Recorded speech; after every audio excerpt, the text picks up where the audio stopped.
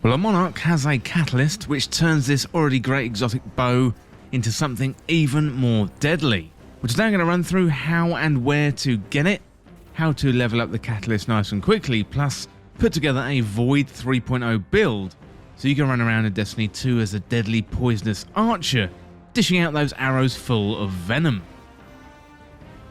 Well, if you're new around here and found this useful, don't forget to hit that subscribe button down below for all the latest Destiny 2 content, and turn on notifications by hitting that bell. And roughly 98% of viewers who watch This Week in Video Games aren't subscribed, so subscribe today and never miss an update. Well, before we get into that Void 3.0 build, let's check out the Monarque Catalyst. So first of all, how to get the Monarque Catalyst? Well, to get this one, you want to complete playlist activities like Strikes, Crucible and Gambit. Now, it's all down to luck as to where this thing is going to drop for you. For me, I was playing Trials of Osiris, so it's a good activity to do while you are doing something else. So if you're specifically going for a catalyst, I would recommend farming Nightfalls, or when you're trying to get to rank 16 on your playlist of choice. That way you're doubling up your activities and making it much more efficient. Well, next up, let's have a look at how to level up the Monarque Catalyst. So to complete this catalyst, you need to get 700 kills with Monarque. And you can do this in a number of places in the game, ideally where there are lots of enemies. I think the best place to go is the Shuro Chi location in the Last Wish raid, and to get there quickly you can enter Wish 4 at the Wishing Wall and teleport to the Shuro Chi location. Once you're there you can use Monarque to kill hundreds of Taken in minutes, plus you get infinite ammo given it's a primary weapon. Another good place is the Altars of Sorrow, which can be found on the moon, but the main issue here, you may have other people trying to steal your kills given it's a multiplayer activity. Now ideally you want to be somewhere solo so you can maximise your kills and get the catalyst done nice and quickly. If you got access to the 30th anniversary pack, that is a relatively new farming location being added to the game at the start of the Grasp of Avarice dungeon, so you got multiple enemies here constantly respawning, makes it nice and easy to power up your catalysts, and you can find that one on the Cosmodrome. Well, next up, let's have a look at what the Monarque Catalyst does.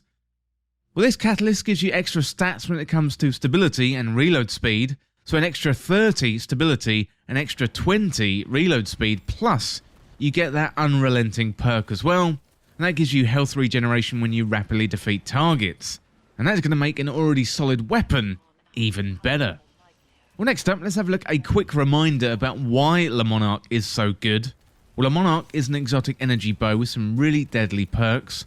You've got poison arrows, so arrows fired quickly after a full draw become poison arrows, and precision hits with the poison arrows spread poison to nearby enemies. You also have snapshot sights to faster time to aim down sights. So basically, this is a really good weapon and you should definitely get it immediately. Well, to get Monarque, you can buy it from the exotic kiosk in the tower, and you can find that next to the vault called the Monument to Lost Lights. Monarque is going to cost you 1 exotic scythe, 125,000 glimmer, 200 dustlight shards, and 1 ascendant shard. So nice and easy to acquire these days, no complicated mission or quest or anything like that, just simply go and buy it from the tower. Well, next up, let's have a look at the Monarque Warlock Void 3.0 build.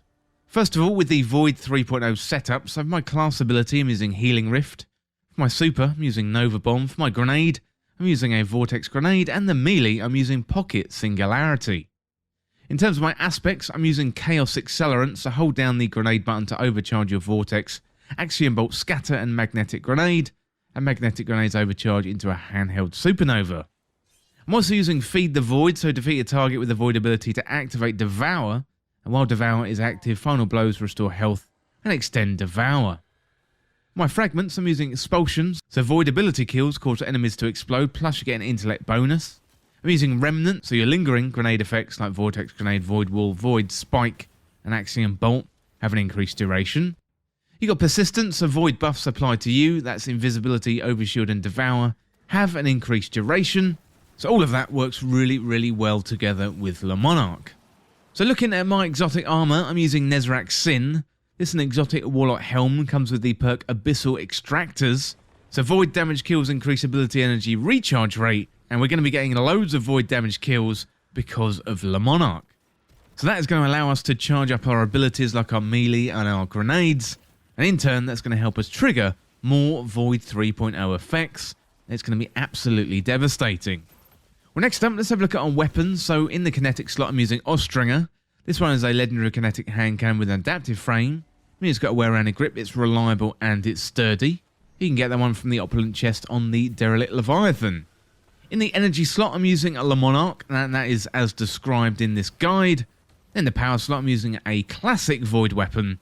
Falling Guillotine is a legendary sword. Sits in the power weapon slot that deals Void damage.